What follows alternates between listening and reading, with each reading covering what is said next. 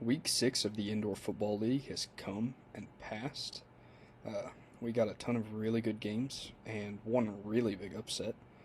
Um, in the first game, the Tucson Sugar Schools went to the San Antonio Gunslingers.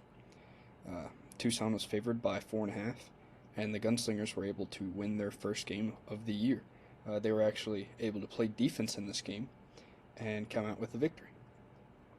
Quarterback Sam Castronova continued to do what he has done all year long.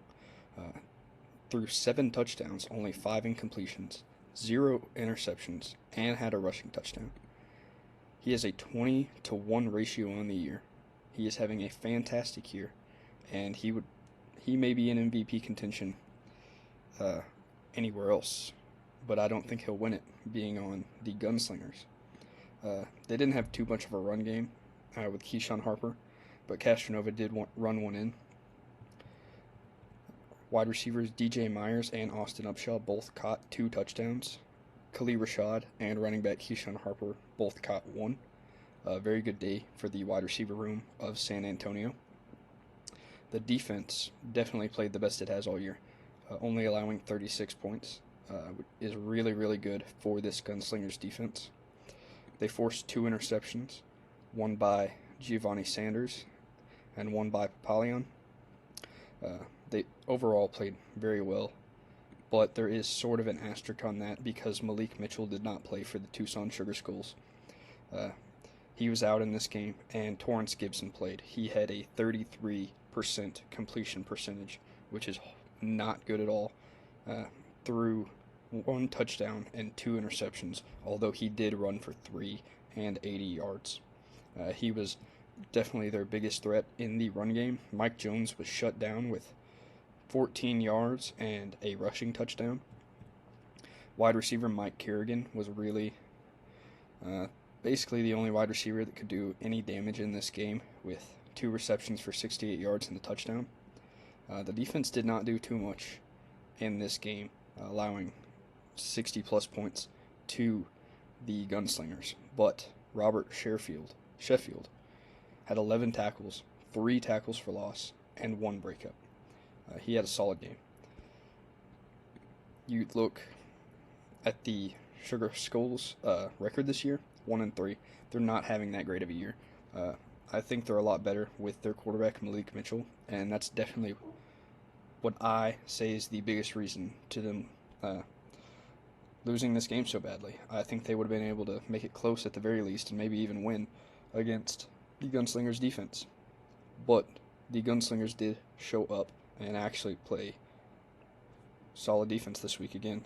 That's been definitely their biggest issue all season long. The Gunslingers are now also 1-3, but have a conference win and one of the best quarterbacks in the league. In the second game, winless Sioux Falls went to the Green Bay Blizzard. Green Bay was a 7-point favorite. They covered that. For the Blizzard, Max Mailer, he's back. He came, started, and did very well. Went 13 for 20, 150 yards, 3 touchdowns, passing, 63 yards on the ground, and 3 touchdowns rushing. He had a great game, and this is exactly what you would want for him if you're a Blizzard fan. He's continuing to do really well and making this team look like a playoff team. Running back E.J. Burgess Jr. had an okay day, only 35 total yards. There wasn't too much of a run game outside of Max Mailer, but that's very common in the IFL. Wide receiver Lowell Patron had over 100 yards receiving off of 6 carries and 2 touchdowns, which is great for him. I think that may be the first 100-yard game by a wide receiver this year, but I'm not 100% certain. He was definitely their best wide receiver in this game, but Demetrius Moore did catch 1 touchdown and had 3 receptions. Defense was pretty solid. This wasn't too close to a game, but it wasn't a huge blowout either. For the Storm, fumbles killed them. Their center had 2 fumbles lost. I have that right there. And then Billy Hall also had a fumble in this game. He didn't even have too horrible of a game. He did get sacked 4 times, though, throwing for 159 yards, 4 touchdowns, 1 interception, and then running for another with 74 yards on the ground. He continues to use his legs very well, and if it wasn't for so many turnovers in this game, they had a chance to win this, but they're now 0-4 on the season. Running back Xavier Jackson had a solid game, nothing too special, but again, you see the quarterback being the main weapon in the run game. The wide receivers, 4 different guys caught a touchdown, which is great, spreading the ball out. Kentrose Bell, Carlos Thompson, Lorenzo Thompson, and defensive lineman Claude Davis caught a touchdown as well. DB Elijah Reed had 13 tackles and 2 pass breakups. He was probably statistically the best player on this defense, although Jalen James, linebacker, did have 9 tackles. So overall, the Storm fall to 0-4, which is a very bad start, especially for them this season. They need a win, especially in this conference, if they want to make the playoffs, but I don't think they're a playoff team this season. The Blizzard do look like one, though. They're now 3-1. The Blizzard next week are going to have to play Iowa, but they do get them at home. In the third game, the Vegas Nighthawks, the undefeated Vegas Nighthawks, played the winless Jacksonville Sharks. Vegas was favored by 10.5 points for good reason. You look at the Nighthawks, Jerome Johnson continues to be one of the best quarterbacks in the IFL, going 12 for 14, 184 yards and 5 touchdowns, and 2 touchdowns on the ground. He is by far one of the best quarterbacks in this league, and he has had a fantastic year. Running back Antonio Wimbush had a really good day on the ground with 9 carries, 73 yards, and 2 touchdowns. And then the receivers, especially Quentin Randolph, had a fantastic day. Randolph caught 3 touchdowns. Defensively, they were solid. James Caesar had 6 tackles, 1 tackle for loss, and 2 breakups. Just overall, Vegas continuing to dominate. The Sharks, not looking great. They cut, I believe they cut Eddie Brill, but I'm not 100% certain. They did bring in Fred Payton. They did cut Eddie Brill. They brought in Fred Payton Jr. and I believe N'Kosi Perry. They had a lot of roster turnover this week.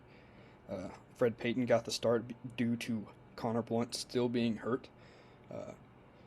Payton had 137 yards, 3 touchdowns, 1 interception, and 2 touchdowns on the ground. Not a bad day at all, especially for his first start this season. Again, they're not really able to run the ball, but we've seen that throughout the year. Besides Fred Payton, quarterback being able to run the ball, probably most effectively that they have all season long, but they still did lose this game pretty badly. Wide receiver Jeremiah Payton had 7 receptions for 82 yards and 2 touchdowns, and Cameron Solomon had 3 receptions for 30 yards and a touchdown. Good day by the wide receivers. Sir Zion Dance had 10 tackles and 2 tackles for loss. Overall, this Sharks team is just not very good this season. They're 0-4 on the start of the season, tied for last place in the Eastern Conference, while Vegas is having a fantastic year, 4-0. And I think those trends are going to continue throughout the season. In the fourth game, we had Massachusetts take their first loss of the season to Quad City in a big upset. Massachusetts went into this game 4-0, while Quad City was 1-2. The Pirates started Alejandro Benefield at quarterback once again. He had a solid day, but the defense was really able to shut him down more than other teams have throughout the season. He only had 2 passing touchdowns. They forced an interception, but he did have 3 on the ground. Probably his worst game of the season in Iowa, he didn't play too much, but that's because they dominated on the ground with Tavion Thomas. Uh, in this game, I mean, the run game was solid. They usually do have a run game, though. This is one of the best teams in the league, and they just slipped up. But it's going to happen. It happens to everybody. Nobody's going to go undefeated, and I expect the Pirates to bounce right back.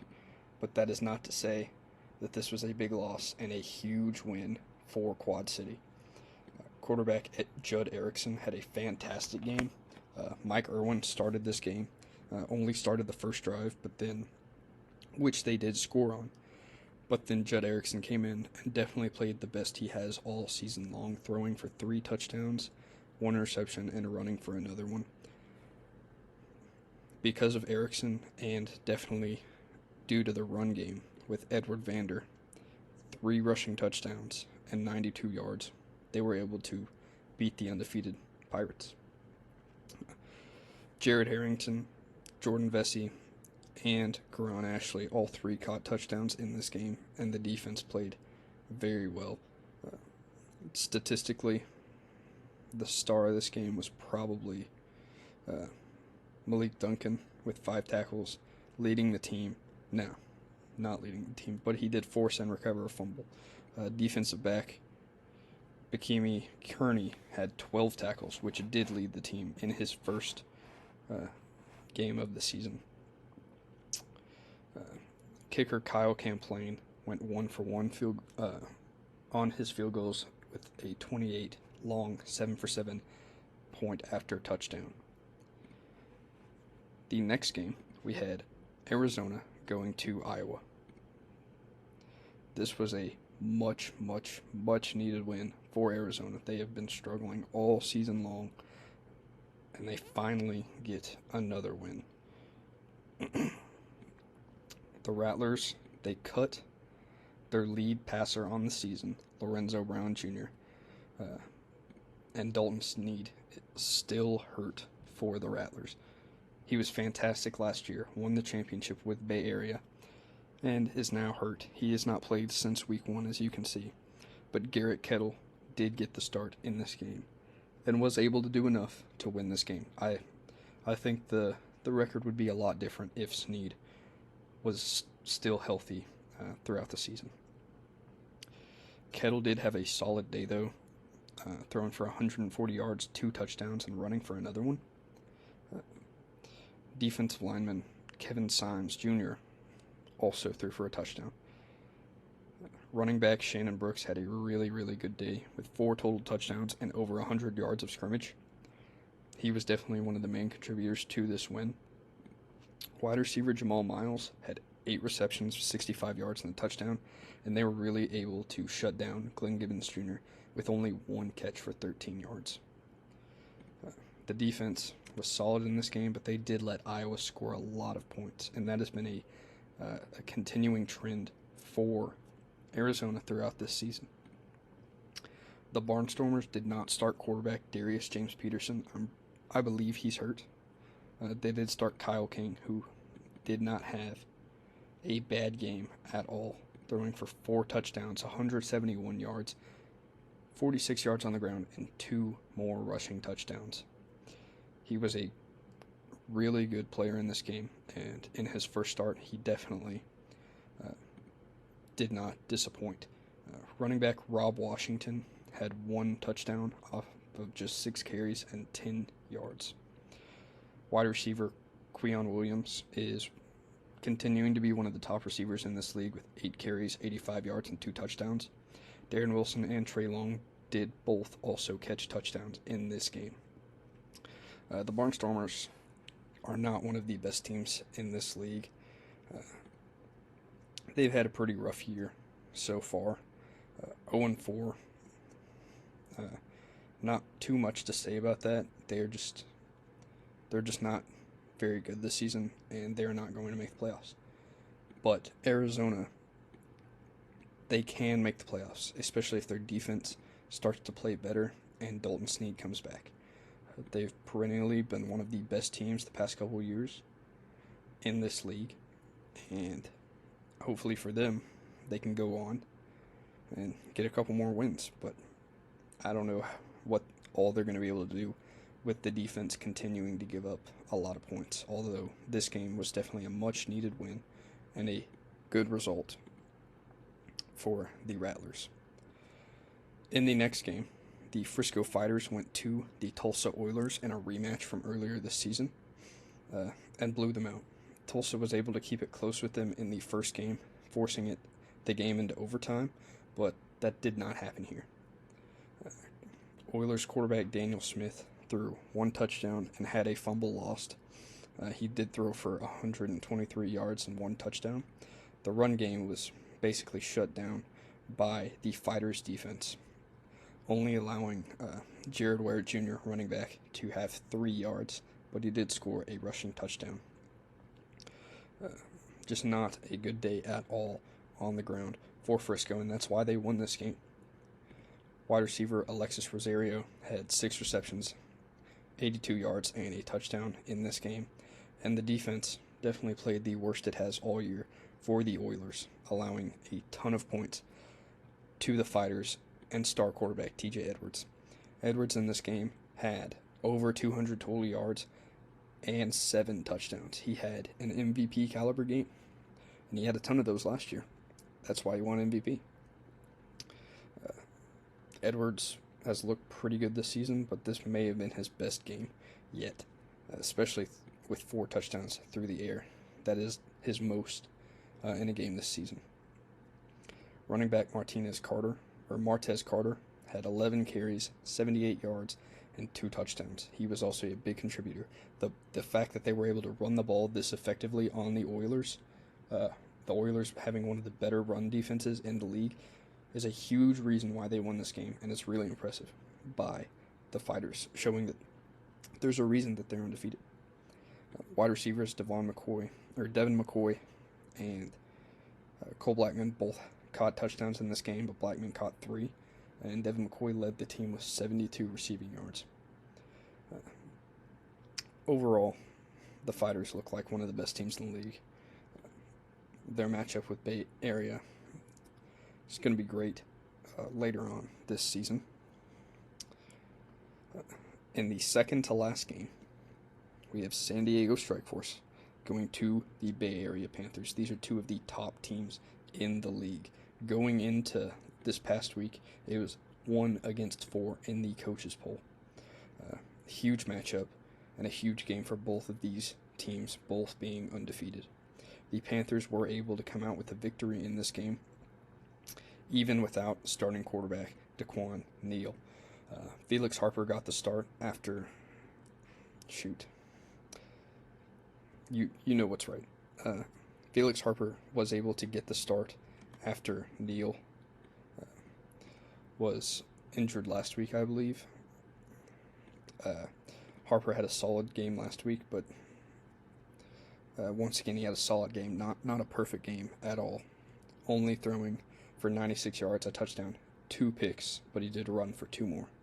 This is, once again, Felix Harper stats. I will fix that. I'll fix it right now.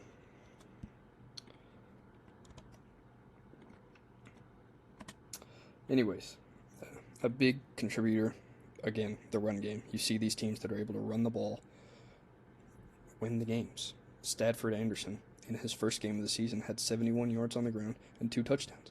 Huge for Bay Area.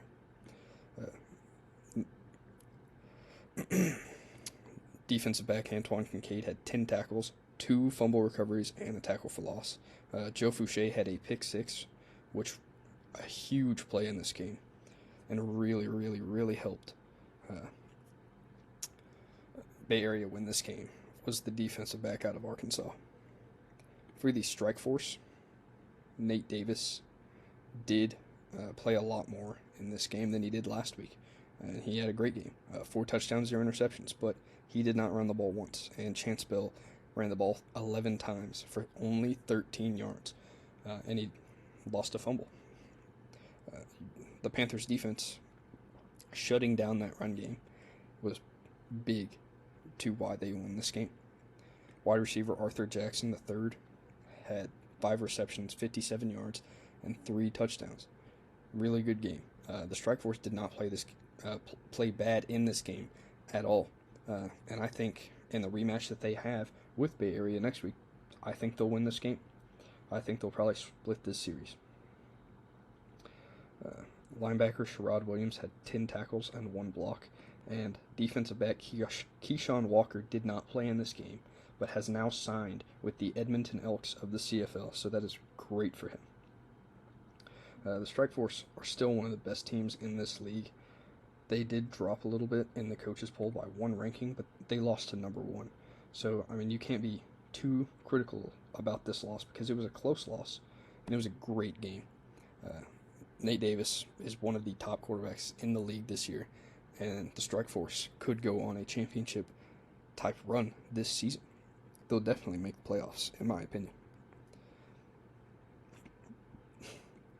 In the final game of this past week, we had the winless Duke City Gladiators go to the Northern Arizona Wranglers and lose in a low-scoring affair. Northern Arizona was favored by 10.5, and rightly so, because Duke City is just not great this season. Wranglers quarterback Joshua Jones was able to go 12 for 18, 152 yards, 4 touchdowns, 2 interceptions, and another touchdown on the ground. He has struggled a little bit. No, he is not, actually. My fault. This is first interceptions of the season. He has a 12-2 ratio, which is really good. He's one of the better quarterbacks this season, and he's been playing really good for the Wranglers. He was the only person that had a carry out of the quarterbacks and running backs in this game. They did get the wide receivers involved a little bit in the run game, especially David Elder, who had 5 carries, but they weren't able to do too much outside of Jones. Wide receivers Arsiah McCorker and John Milando both caught touchdowns along with Kobe White. McCorker has been one of the biggest playmakers in this league, and you see him catching 2 more touchdowns off of just 2 receptions, 56 yards. Defensively, you had a defensive lineman catch a pick 6, which is awesome. Always really cool to see that. And linebacker Shannon Reed have 10 tackles, a fumble, forced fumble, and a fumble recovery. So overall, the Wranglers defense played very well in this game, only allowing 23 points, which may seem like a lot, but this is a 50-yard field. Really good by the Wranglers, really good showing by them. You may wish they put up a little more points on offense, but it's okay that they didn't. In this game, what really contributed to this loss was Javin Kilgo not playing in this game. He has progressively gotten better throughout the season. He played really good in their 3rd game against Tucson, throwing for 4 touchdowns, but he did not play in this game. I don't know if the outcome would have been any different in this game, but it very well could have been. They played Jeremy Hickbottom, who went 4 for 13, throwing 2 touchdowns and losing a fumble. He did run for 3 touchdowns, but he had 3 turnovers. Not a good day at all for Hickbottom. John Jund had 0 completions and 1 interception in this game. Horrible quarterback play by the Gladiators, but they are probably the worst team in this league. Kilgo was definitely the brightest spot on this team, and he didn't even play in this game. But Kilgo has still struggled with interceptions this season, having 7, an 11-7 ratio this season. They weren't really able to run the ball. Running back Jeff Carr only had 21 yards on the ground. Linebacker Jason Serta had 11 tackles and half a sack. And defensive back Aaron Jackson had 7 tackles and a pick. So, I mean, the Duke City Gladiator defense didn't even let up too many points in this game. Only 30-something points. 36, I believe. But 39. But the inability to do anything on offense was a huge factor in why they lost this game, and it was because of the poor quarterback play that they had without Kilgo. I think Arizona is a solid team, but they definitely could have lost this game if Kilgo was playing it. Going on to next week, we have the Iowa Barnstormers playing at the Green Bay Blizzard. I think the Blizzard are actually going to drop this game. I can see Iowa winning this game, definitely. Uh, Green Bay is a solid team. They are one of the better teams in this league. They've had a really good year with quarterback Max Miller. But Iowa really needs a win, and they showed that they are not a very awful team last week in a very close loss to Arizona. I am interested to see what the spread is on this game because I think it could be a pretty close game. In the second game, San Antonio goes to Frisco. I think Frisco is going to win this game. San Antonio is coming off of their first win, really. It's a big win for them. And I just think Frisco is going to stomp them, honestly. Undefeated Frisco Fighters. Massachusetts is going to Sioux Falls.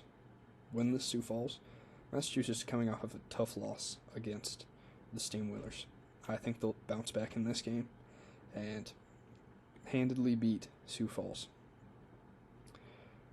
Next, Duke City goes to the Nighthawks.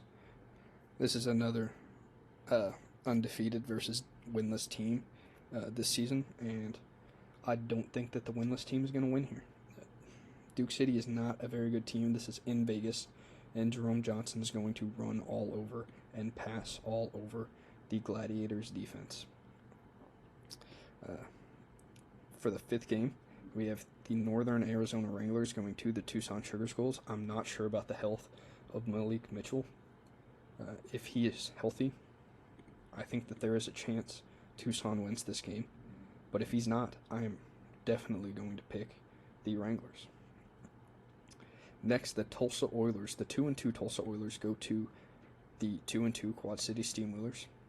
The Steamwheelers coming off of a really big win last week, and Tulsa coming off a horrible loss. I think this is a bounce back spot for Tulsa, maybe a little bit of a letdown spot for the Steamwheelers, and I am picking Tulsa to win on the road. They are a solid team, and their defense is one of the better defenses in the league, and hopefully they show that next week against the Steamwheelers, but because they really need to after how many points they let up last week. In the second to last game, we get a rematch from last week. 4-0 Bay Area versus 3-1 San Diego Strike Force. I do not think that Bay Area is going to win 2 games in a row against the Strike Force. I think that the Strike Force are definitely going to win this game. And then finally, we have the winless Jacksonville Sharks going to the 2-3 Arizona Rattlers. I think with the big win last week for Arizona, they're finally going to be able to start to get things rolling. Hopefully, they can make their record 500 and defeat the Jacksonville Sharks, which I think they will, especially if Blount is still out. They don't have two.